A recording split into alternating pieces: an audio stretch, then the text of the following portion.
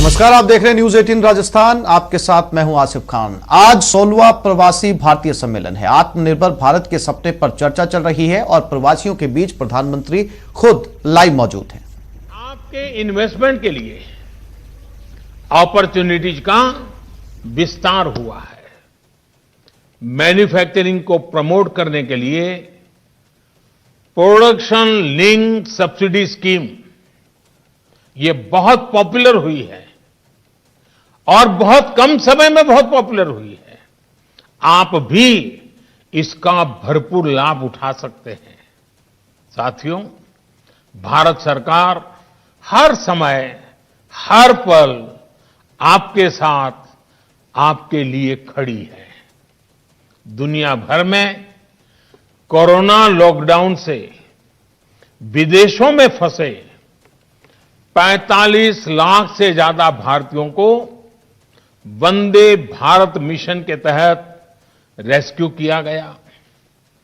विदेशों में भारतीय समुदाय को समय पर सही मदद मिले, इसके लिए हर संभव प्रयास किए गए।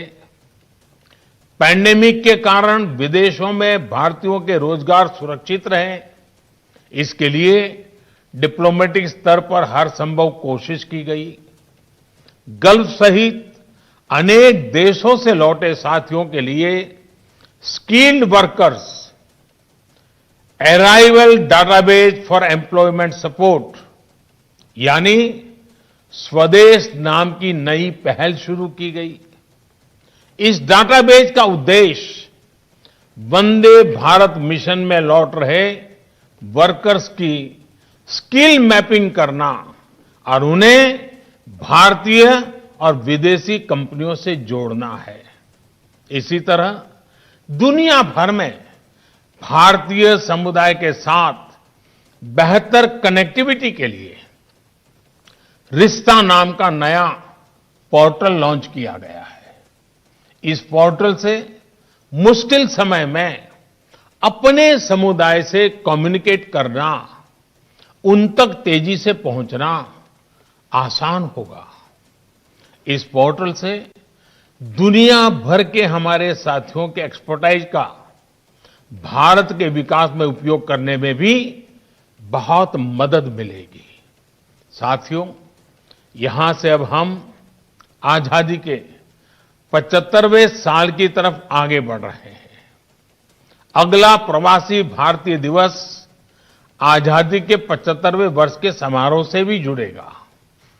महात्मा गांधी, नेताजी सुभाष चंद्र बोस, स्वामी विवेकानंद ऐसे अनगिनत महान व्यक्तित्वों की प्रेरणा से दुनिया भर के भारतीय समुदाय ने आजादी में अहम भूमिका निभाई है। ऐसे में ये समय उन साथियों को, उन सेनानियों को भी याद करने का है जिन्होंने भारत से बाहर रहते हुए भारत की आजादी के लिए काम किया। मेरा विश्व भर में फैले हुए सभी भारतीय समुदाय के लोगों से, हमारे मिशन में बैठे हुए सभी लोगों से ये आग्रह रहेगा कि हम एक डिजिटल प्लेटफॉर्म तैयार करें, एक पोर्टल तैयार करें और उस पोर्टल में ऐसे प्रवासी भारतीयों का जिन्होंने आजादी के जंग में विशेष भूमिका निभाई है, उनकी सारी तथ्य आधारित चीजें उसमें रखी जाएं। जहां भी फोटो उपलब्ध है, फोटो रखी जाए। विश्व भर में कब किसने क्या किया, कैसे किया, इन बातों का उसमें वर्णन हो। हर भारतीय के पराक्रम का, पुरुषार्थ का, त्याग का, बलिदान का, भारत माता के प्रति उसकी भक्ति का गुणगान हो, उनकी जीवन गाथाएं हो, जिन्होंने विदेश में रहते हुए भारत को आजाद कराने में अपना योगदान दिया। और मैं तो ये भी चाहूंगा कि अब जो क्विज कंपटीशन के लिए जो क्विज तैयार होंगे, उसमें विश्व भर में ऐसे भारतीय समुदाय के योगदान पर भी क्विज का एक अलग चैप्टर हो। 500, 700, 1000 वो सवाल हो जो विश्व भर में फैले हुए भारतीयों के विषय में भी जिज्ञासु लोगों को लिए ज्ञान का एक अच्छा सरोवर बन जाए। ऐसे सारे कदम हमारे बंधन को मजबूत करेंगे, आने वाली पीढ़ियों को प्रेरित करेंगे। आप सब इतनी बड़ी तादाद में आज वर्चुअली मिले हैं। कोरोना के कारण रूबरू में मिलना संभव नहीं हुआ है, लेकिन भारत का हर नागरिक हमेशा यही चाहता है कि आप स्वस्थ रहें, आप सब सुरक्षित रहें, अपना और देश का नाम रोशन करते रहें। इसी कामना के साथ मैं फिर एक बार सूरीनाम के राष्ट्रपति जी का हृदयपूर्वक आभार व्यक्त करता हूं।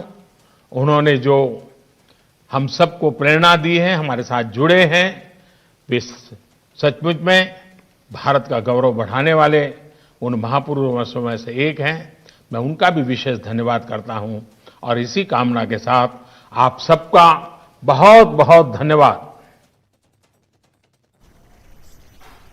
आगे बढ़ते हैं। दौसा में फिल्मी स्टाइल में लूटपाट हुई। ट्रक ड्राइवर खलासी से 20 लाख रुपए की लूट की गई। हाईवे पर इस लूट की वारदात को अंजाम दिया गया। स्कॉर्पियो सवार बदमाशों ने इस घटना को अंजाम दिया। पीड़ितों ने पुलिस में शिकायत दर्ज करवा दी है।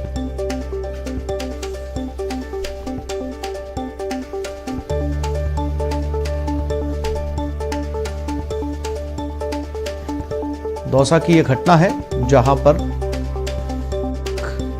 को लूटा गया। ट्रक तस्वीरों में आप देख सकते हैं और जो ट्रक पर मौजूद ड्राइवर और खलासी हैं, उनका यह आरोप है कि उनसे किसी ने 20 लाख रुपए लूट लिए। जरिए टेलीफोन सुबह करीब 5-6 बजे एक सूचना मिली थी कि एक ट्रक जो नदबई भरतपुर से जयपुर की तरफ जा रहा था। दौसा की यह घटना है।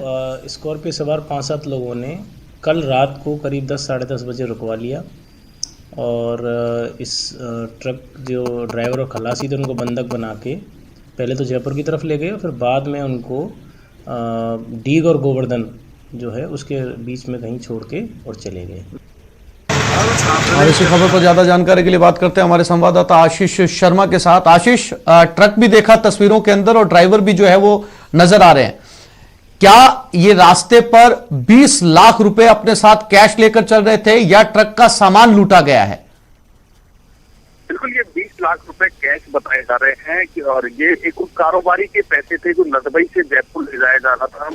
ट्रक चालक का कहना था कि कारोबारी ने उन्हें पैसे दिए थे और वो जयपुर वो पैसे को देखा था और रात को वो करीब 10 से 11 बजे के बीच नेशनल हाईवे 21 से गुजर रहा था।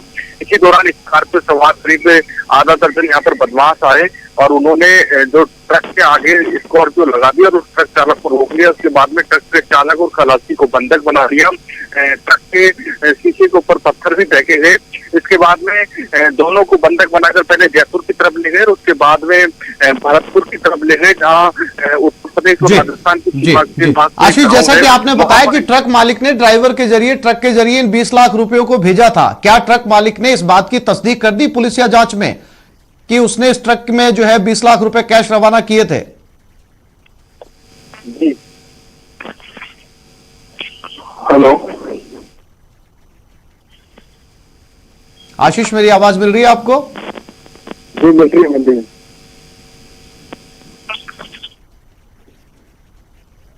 जी आशीष, चलिए जानकारी के लिए आपका बहुत धन्यवाद। दौसा से ये खबर थी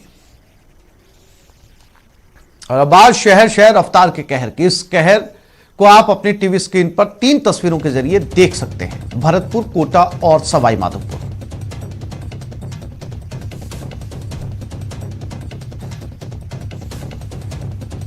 तीनों जगह रफ्तार ने कहर मचाया। जयपुर के रामगंज से खबर है, कबाड़ में भीषण आग लग गई। आग से इलाके में हड़कंप मच गया। कई घंटे बाद जाकर आग पर काबू पाया गया। राजधानी जयपुर के रामगंज थाना इलाके स्थित तंग गलियों में बीती रात बड़ा हादसा होते होते बच गया। दरअसल एक मकान की छत पर रखे कबाड़ में इतनी भीषण आग लगी कि आसपास रहने वाले लोग घबरा गए। वहीं सूचना पर दमकल की 2 गाड़ियों को मौके पर बुलाया गया और जैसे तैसे आग पर काबू पाया गया। पुलिस ने बताया कि हीदा की मोरी में सर्किल पर स्थित एक मकान की छत पर कबाड़ का सामान रखा था, जिसमें देर रात अचानक आग लग गई। कबाड़ में प्लास्टिक होने के कारण आग तेजी से फैली और आसपास रहने वाले लोगों में अफरा तफरी मच गई। गनीमत रही कि आग आसपास नहीं फैली, नहीं तो बड़ा हादसा पेश आ सकता था।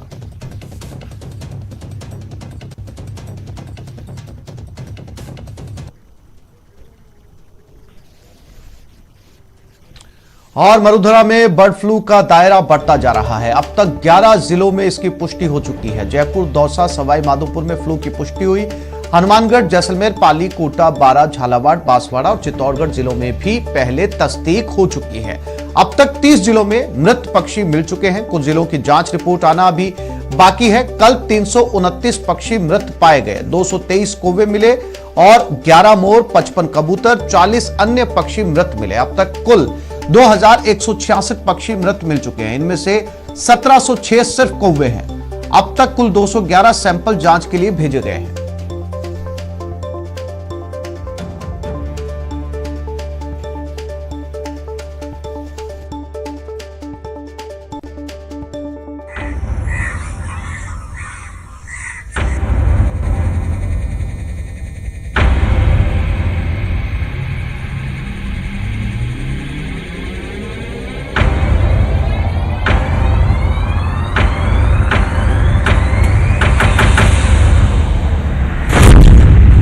बर्ड फ्लू का बढ़ता बवंडर, मंडराने लगा बड़ा खतरा। बर्ड फ्लू की चपेट में चिकन,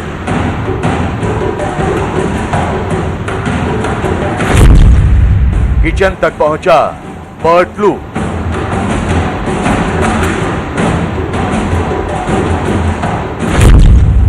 मुर्गी बीमार, चौपट कारोबार। परिंदों की मौत से फैला डर।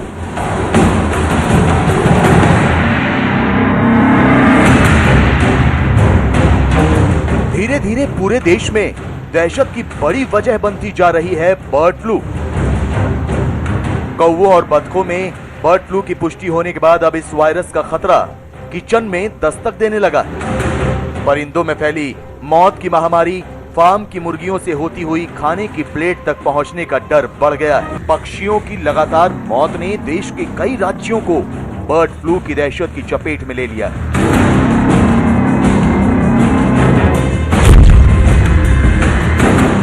मध्य प्रदेश, दिल्ली, राजस्थान, हिमाचल प्रदेश, केरल और गुजरात के कई शहरों में कौवों, बतखों और मुर्गियों के साथ साथ सैलानी परिंदों की संदिग्ध हालत में मौत की खबर है। कर्नाटक और दिल्ली में कुछ कौवों की मौत के बाद वहां प्रशासन सख्ते में है। राजस्थान में मरते पक्षियों की बढ़ती तादाद ने दहशत और खतरा दोनों एक साथ बढ़ा दिए, जिसका सीधा असर मुर्गे और मुर्गियों का कारोबार करने वालों पर पड़ने लगा है। राजस्थान में भी हालात लगातार बिगड़ते चले जा रहे हैं।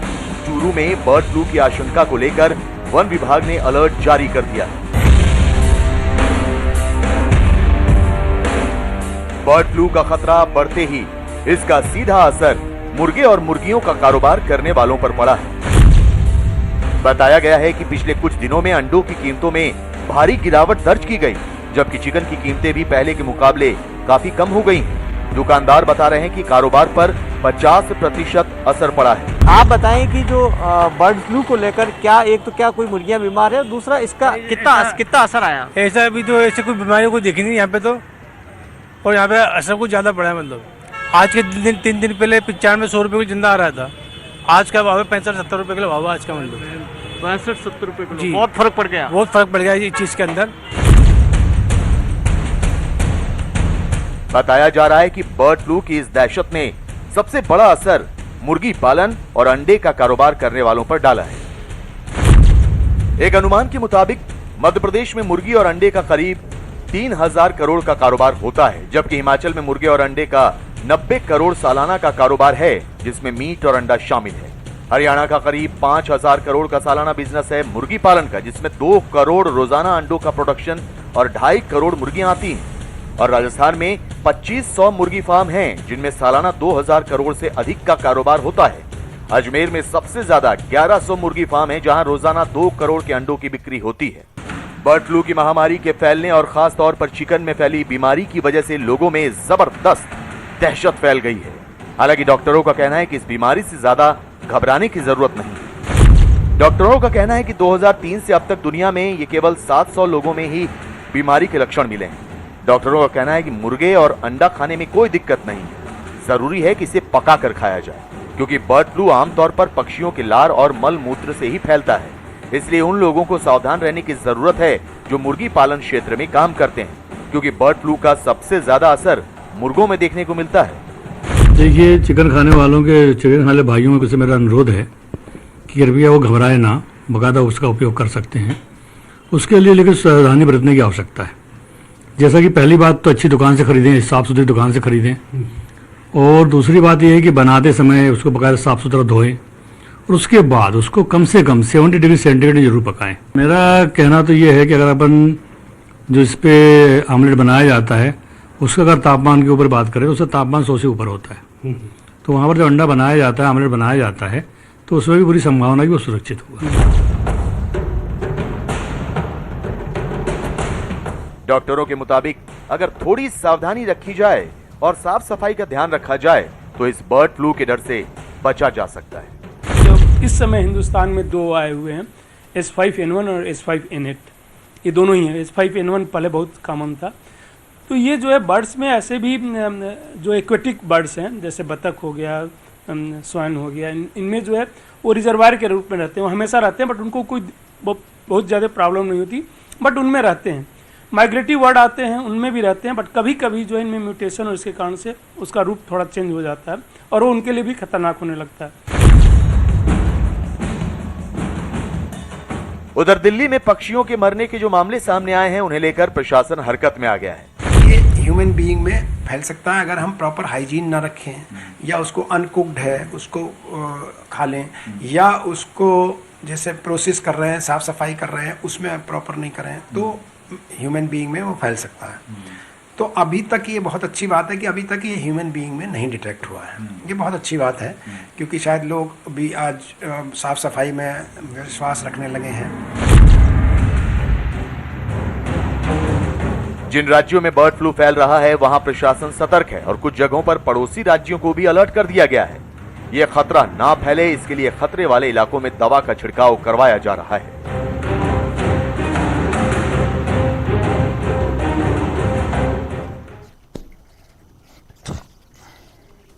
और बर्ड फ्लू की स्थिति को लेकर राजस्थान के अंदर क्या कुछ कहना है, सरकार की क्या तैयारियां हैं, और इसी खबर पर ज्यादा जानकारी के लिए दिनेश शर्मा जयपुर से हमारे साथ जुड़ गए। सबसे पहले उनकी तरफ रुख करते हैं। दिनेश, 7 जिलों से 11 जिलों तक ये बर्ड फ्लू फैल चुका है और सबसे ज्यादा इसमें जिस पक्षी की मौत के मामले सामने आ रहे हैं उसके अंदर कौवा शामिल है। इसके अलावा दूसरे पक्षी, अब मोर की गिनती भी होने लगी है। क्या कुछ कहना है एक्सपर्ट्स का और किस तरह की तैयारियां सरकार की?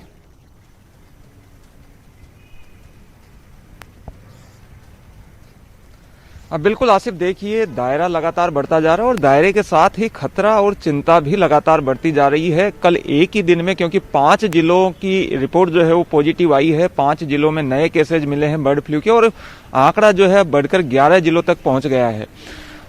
चिंता की बात यह है कि क्योंकि यहाँ पर केवलादेव राष्ट्रीय उद्यान भी है, वहां पर बड़ी सतर्कता बरतनी होगी। वहां पर बड़ी संख्या में प्रवासी पक्षी आते हैं, अगर उनमें इस तरह का संक्रमण पाया जाता है तो वो यहाँ से संक्रमण दूसरी जगह ले जा सकते हैं या वो बाहर से जो है वो संक्रमण ला सकते हैं। जहां तक मौतों की बात है, अब तक कुल 2166 पक्षी जो है वो मृत पाए जा चुके हैं। 30 जिलों तक जो है ये दायरा फैल चुका है, 30 जिलों में मृत पक्षी अब तक जो है मिल चुके हैं। हालांकि बताया ये जा रहा है कि पोल्ट्री में ये संक्रमण जो है वो फैलने की आशंका ना के बराबर है, क्योंकि ये जो इसका स्ट्रेन है H5N8, ये वाइल्ड जो बर्ड्स हैं उन्हीं में ज़्यादा फैलता है, पोल्ट्री के लिए ज़्यादा घातक नहीं है। लेकिन क्योंकि दूसरे स्टेट्स में कुछ केसेज जैसे आए हैं जिनमें पोल्ट्री में ये संक्रमण फैला है, तो इसको लेकर अब सतर्कता बढ़ गई है। सरकार भी काफ़ी चिंतित है, पोल्ट्री सेक्टर को किसी भी तरीके से बचाया जाए इसकी कवायद यहाँ पर हो रही है, क्योंकि राजस्थान जो है वो एक बड़ा सेक्टर है पोल्ट्री का। राजस्थान में यहाँ से पोल्ट्री उत्पाद जो है बड़े स्तर पर दूसरे स्टेट्स में जाते हैं। हालांकि दूसरे स्टेट से यहाँ कम आते हैं, तो दूसरे स्टेट्स में यहाँ पर संक्रमण आने की गुंजाइश कम है, लेकिन यहाँ से दूसरे स्टेट्स में फैल सकता है। जी दिनेश, तरुण शर्मा झालावाड़ से हमारे साथ जुड़े हुए हैं, उनसे भी बात कर लेते हैं। तरुण, झालावाड़ की फिलहाल क्या स्थिति है?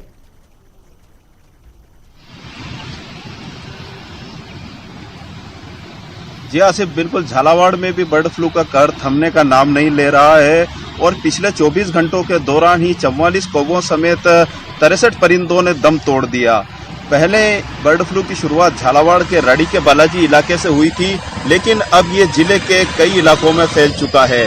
जिले के कई गांवों और कस्बों से भी परिंदों की मौत की रोजाना खबरें सामने आ रही है। तो वहीं पशुपालन विभाग भी इस ओर अलर्ट होकर कई जगह सैंपलिंग कर रहा है। तो सैंपल को लेकर जांच के लिए भोपाल की लैब भी भेजे गए हैं, लेकिन जो पिछले दिनों भी जो सैंपल भोपाल की लैब भेजे गए थे, उनकी रिपोर्ट भी अभी तक झालावाड़ पशुपालन विभाग और प्रशासन को नहीं मिल पाई है।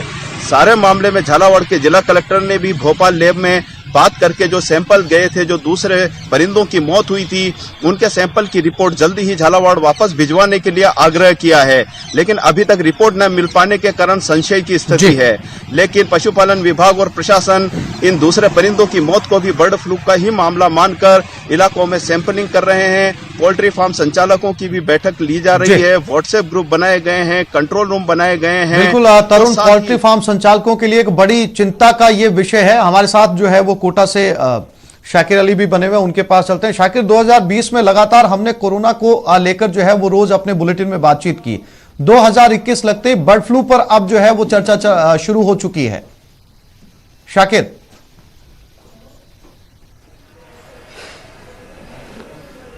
जी बिल्कुल, और ये बर्ड फ्लू जो है लगातार जो है खतरनाक भी साबित हो रहा है, क्योंकि जिस तरह से हाड़ौती में लगातार कोटा, बारा और झालावाड़ में जो पक्षियों के मृत मिलने का सिलसिला जारी है, वो थमने का नाम नहीं ले रहा है। हालांकि जो जयपुर से एक टीम आई हुई है, वो लगातार कोटा के आसपास के जो वेटलैंड्स है, क्योंकि कोटा घना अभ्यारण्य भरतपुर के बाद सबसे ज़्यादा विदेशी पक्षियों की लिए जो है पहचाना जाता है। विदेशी पक्षी इस मौसम में यहाँ पर आकर के डेरा जमाते हैं, 3-4 महीने यहाँ पर रहते हैं, सैलानियों के आकर्षण का केंद्र बनते हैं कोटा के वेटलैंड। लेकिन वेटलैंड पर जो है जो विदेशी पक्षियों का डेरा है, उनमें अभी तक राहत की बात यह है कि वहां से कोई इस तरह की सूचना टीम को नहीं मिली है कि कोई विदेशी पक्षी की मौत हुई हो। लेकिन जो टीमें हैं वो पहुंच रही है, उनकी बीट के सैंपल वहां पर कलेक्ट किए जा रहे हैं। इस बीच जो है मुर्गी पालन जो करने वाले लोग, बताना है कि जो वाइल्ड बर्ड्स होते हैं, जो वाइल्ड लाइफ के बर्ड्स होते हैं, उनमें ये जो है वो उनके अंदर ये वायरस पाया जाता है। पोल्ट्री फार्म को लेकर अभी एक्सपर्ट्स ने बहुत ज्यादा अंदेशा नहीं जताया। हालांकि उनका यह कहना है कि कुछ स्टेट्स के अंदर जो पोल्ट्री फार्म के बर्ड्स हैं, उनके अंदर भी इस तरीके का वायरस नजर आया है। उम्मीद करते हैं कि जो है वो लोग इसका ख्याल रखें, क्योंकि ऐसे भी मामले सामने देखे गए कि बर्ड फ्लू जो है वो पक्षियों से सफर करता हुआ इंसान तक भी पहुंचा है। आप सभी साथियों का बहुत शुक्रिया तमाम जानकारी के लिए। यहां एक छोटे से ब्रेक के लिए रुक रहे हैं। कोविड-19 महामारी ने परस्पर निर्भरता की भावना को सुदृढ़ किया है, जिससे कि पूरा देश इस विपत्ति का एकजुट होकर मुकाबला कर सके। वैक्सीनेशन के ऐलान के बाद जरूरत होगी कि हम सभी अपना सर्वश्रेष्ठ योगदान दें, जिससे हम एक साथ वायरस को हराने की तरफ कदम बढ़ा सकें। और नेटवर्क 18 इस मुहिम में हर कदम पर आपके साथ होगा। जब तक सभी सुरक्षित नहीं होते, तब तक कोई सुरक्षित नहीं होगा। इसी सोच के आधार पर हमारे कैंपेन संजीवनी का लक्ष्य यह सुनिश्चित करना है कि वैक्सीन पाना सभी भारतीयों का अधिकार है। ब्रेक से जल्द लौटते हैं।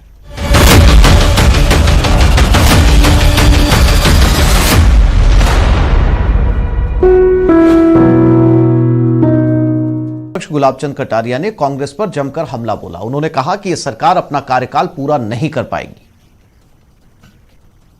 इतने वर्षों तक हिंदुस्तान पर राज किया हो, ये सब कानून बनाना और न बनाना उनके हाथ के अधिकार में था। मैं सोचता हूँ ये प्रक्रिया एक दिन से नहीं है। पिछले 25 सालों से किसानों की इन मांगों के बारे में इनके राज में इनके प्रधानमंत्री के द्वारा दिए गए सुझाव हैं, इनके कृषि मंत्री शरद पवार के सुझाव हैं। ये जो कमेटी बनाई स्वामीनाथन, ये इनके द्वारा गठित है, उसकी रिपोर्टिंग इनके पास पड़ी हुई थी। और आज दिन तक इनके जितने भाषण लोकसभा में इनके किसी भी नेता ने दिए हों को कृषि के बारे में और किसान के बारे में, वो रिकॉर्ड उठा के देखो। जो इसकी वकालत करते हैं आज वो उसका विरोध करते हैं। इससे ज्यादा दोहरा चरित्र और किसी का नहीं हो सकता। कोई संभावना ही नहीं है। जिस दिन मंत्रिमंडल का गठन करने की कोशिश की उस दिन ये सरकार बिखर जाएगी। मतलब इसको केवल गुड़ लगा लगा कर कितने दिन तक चलाओगे यार? जिस बात के लिए आपने अब तक आश्वस्त देकर 2 साल निकाल दिए, अब वो कुला रहे हैं और उसके कारण से असंतोष अंदर ज्वालामुखी बन रहा है। मैं सोचता हूँ उन्होंने राजनीति की इतने सालों तक, अभी यार तुमको इतना बड़ा बहुमत है तो हम कैसे गिरा सकते हैं 71 लोग? 200 की विधानसभा में हम 71 लोग कैसे सरकार गिरा सकते हैं? तुम आपस में लड़के मरो तो उसका तो हम क्या कर सकते हैं? हम भी देखेंगे क्योंकि राजनीतिक पार्टी तो है। तुम्हारा ये जो आपस का लड़ाई है मुख्यमंत्री और उप मुख्यमंत्री की, जिस ढंग से चल रहा है और जिस ढंग से असंतोष अंदर भड़क रहा है, उसको देख करके हम लोग आपके ऊपर निगाह नहीं रखेंगे क्या? राजनीति में काम करते हैं, कोई कीर्तन तो करने आए नहीं है। तो मैं सोचता हूँ ध्यान रखेंगे और तुम लड़के मरोगे तो प्रदेश महामंत्री मदन दिलावर का भी विवादित बयान सामने आया। किसान आंदोलन को लेकर उन्होंने बयान दिया, चिकन खाने से बर्ड फ्लू फैलने की आशंका है।